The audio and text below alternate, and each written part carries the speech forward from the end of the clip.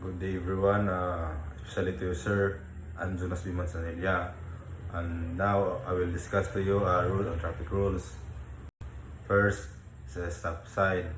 Stop sign, mga kita-kita ini, labi na sa mga drivers, makita-kita ini sa kalsada, mga drivers dapat mo hunong gayod kay para makakuha kita sa disgrasya.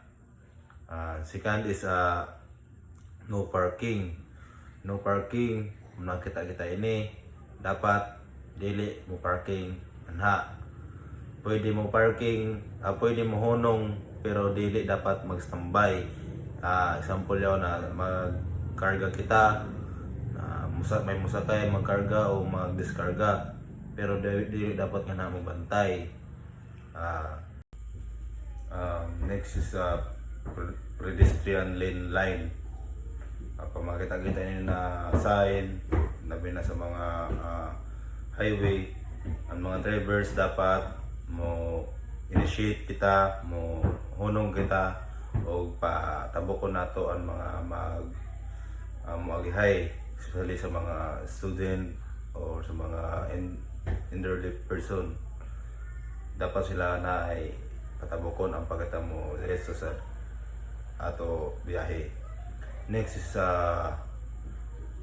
no overtaking sign. Makita-kita ini especially sa yung mga sa mga bukid ng mga pasakahon or yaon mga delikado na mga palikuon. Makita-kita na sign dapat mga drivers di kita mo overtake sa kuna sa ato para iwas kita sa disgrasya.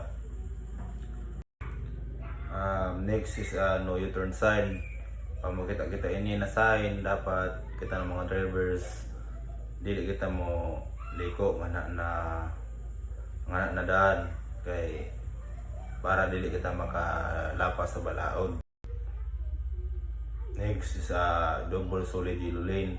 Pag makita-kita ini na sign, especially sa mga highway, kalsada, dili dapat kita mo overtake sa gauna sa ato. Pag makita-kita ini double solid yellow lane, kaya para iwas disgrasya o para sa dili kita langon na mga kamuti na mga drivers. Next is single solid white lane. Pag makita-kita ini na sign, especially sa mga highway,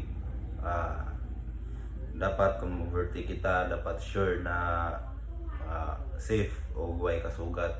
Pwede kita overtake nga ni pero dapat sa safe na lugar.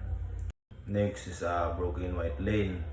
Pag makita-kita ini na sign broken white lane, pwede kita overtake sa ato gisunda na sakyanan.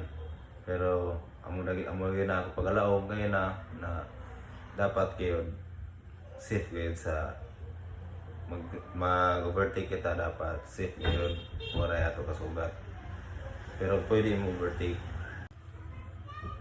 Next is traffic light. Tuloy ni ka light, may red, may yellow, may green. Unahon tan red. Sa red, kung makita-kita niyo na light na red, mga drivers dapat mo hunong kita. Pag yellow light kita kita ng yellow light, ang mga drivers dapat ready na sa paghunong. Third is green light.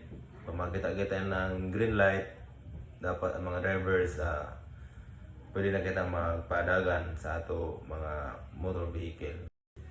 Muna na ako video discussion. Thank you and God bless.